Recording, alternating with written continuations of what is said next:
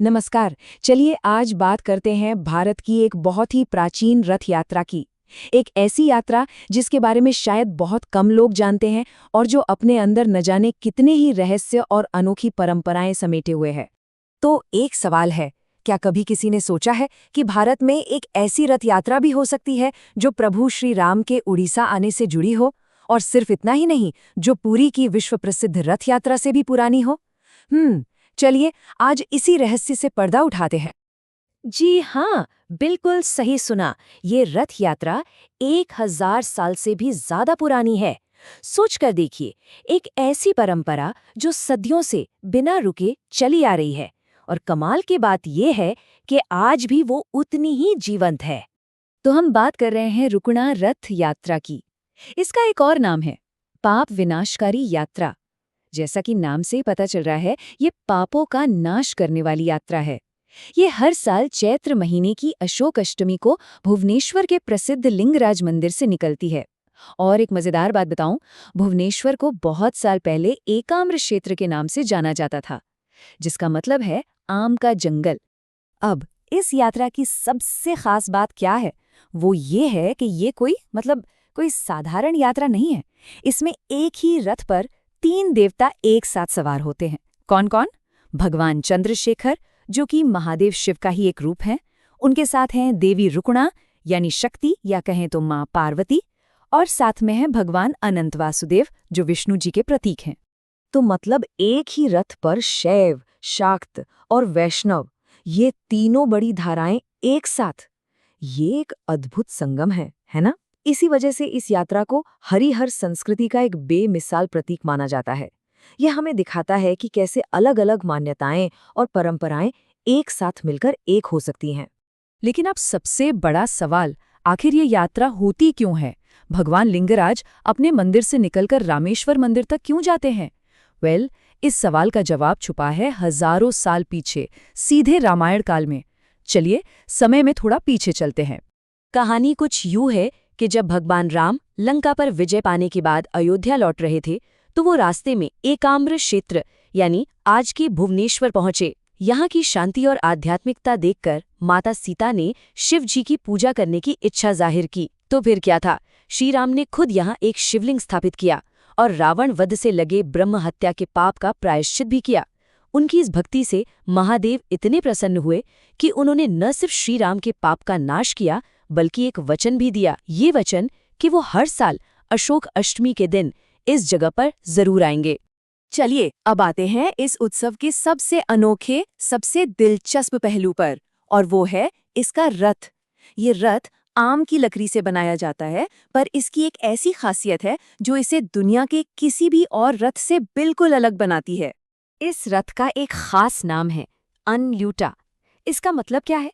सीधा सा मतलब है जो पलटता नहीं। और यकीन मानिए, ये नाम ही इसकी सबसे बड़ी पहचान है। अब ये बात सच में बहुत हैरान करने वाली है। देखिए, जगन्नाथपुरी जैसी दूसरी बड़ी रथ यात्राओं में क्या होता है, वापसी के लिए रथ को पूरा घुमाया जाता है, राइट? लेकिन रुकुणा रथ के साथ ऐसा नहीं होता। इसे घुमाया ही नहीं जाता। वापसी के समय इसे बस सीधा पीछे की तरफ खींचा जाता है, बिना एक भी टर्न लिए। ये एक बहुत ही दुर्लभ परंपरा है। मगर रुकिए, कहानी में अभी एक और मोड़ है। रथ के लौटने से ठीक पहले एक बहुत ही अनोखा नजारा देखने को मिलता है। ये एक दिव्य लीला है, एक इमोशनल कहानी, जिसमें माँ पार्वती का गुस्सा भी शामिल है। तो होता ये है कि जब महादेव अपनी इस यात्रा पर रामेश्वर मंदिर के लिए निकलते हैं, तो वो माँ पार्वती को अपने साथ लेकर नहीं जाते। वो बेचारी मंदिर में अकेली ही रह जाती हैं। अब 1 दिन, 2 दिन, 3 दिन तक अकेले रहने के बाद जाहिर है माँ पार्वती का गुस्सा 7वें आसमान पर पहुंच जाता है। उन्हें अकेला छोड़कर चले जाना, ये बात उन्हें बिल्कुल भी पसंद नहीं आती। और फिर गुस्से में भरी माँ पार्वती सीधे रामेश्वर मंदिर पहुंचती हैं और रथ का एक हिस्सा तोड़ देती हैं। ये कुछ वैसा ही है जैसा पुरी में हेरा पंचमी के दिन माँ लक्ष्मी करती हैं, है ना? ये एक तरह से अपना गुस्सा और अपना हक जताने का एक दिव्य तरीका है। लेकिन कहानी यहाँ खत्म नहीं होती। जब भगवान लिंगराज अपनी यात्रा पूरी करके वापस मंदिर पहुंचते हैं, तो क्या देखते हैं कि माँ पार्वती ने गुस्से में मंदिर के दरवाजे ही बंद कर लिए हैं, घर में एंट्री बंद। ये नज़ारा भी हमें जगन्नाथपुरी में होने वाले नीलाद्रि विजय की याद दिलाता है।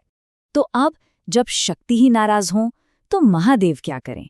इस दिव्य झगड़े का हल कैसे निकलता है?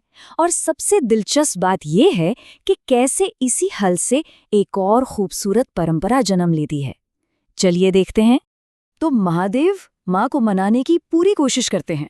वो उन्हें दहीना पत्र और कई तरह के तोहफे देते हैं। लेकिन भाई, शक्ति का गुस्सा इतनी आसानी से कहाँ शांत होने वाला था। और तब महादेव उन्हें एक बहुत ही खास वचन देते हैं। वो वादा करते हैं कि वो माँ पार्वती को नाव में बिठाकर पास में ही जो बिंदु सागर है वहां सैर कराने ले जाएंगे। अब ये वादा सुनकर माँ का दिल पिघल जाता है और वो दरवाज़ा खोल देती हैं। और मज़े की बात यह है कि महादेव का यही वचन आगे चलकर एक और बड़े उत्सव का रूप ले लेता है, जिसे हम चंदन यात्रा के नाम से जानते हैं। इस उत्सव में पूरे 22 दिनों तक हर शाम शिव और पार्वती एक साथ बिंदु सागर में नौका विहार करते हैं। तो इस तरह से भगवान लिंगराज की ये रुकोड़ा रथ यात्रा सिर्फ एक त्योहार नहीं है, ये तो इतिहास, भक्ति और दिव्य लीलाओं की एक जीती जागती कहानी है। सोचिए, ये दुनिया की सबसे पुरानी जिंदा परंपराओं में से एक है, जो आज भी उड़ीसा में उसी श्रद्धा और उसी उत्साह के साथ मनाई जाती है। तो इस पूरी कहानी को जानने के बाद एक सवाल मन में आता है ना, कि हमारे भारत के कोने कोने में ऐसी और न जाने कितनी अद्भुत कहानियाँ, कितनी परंपराएं हैं जो आज भी जिंदा हैं और बस इस बात का इंतजार कर रही हैं कि कोई उन्हें खोजे, कोई उन्हें जाने। इस पर सोचिएगा ज़रूर।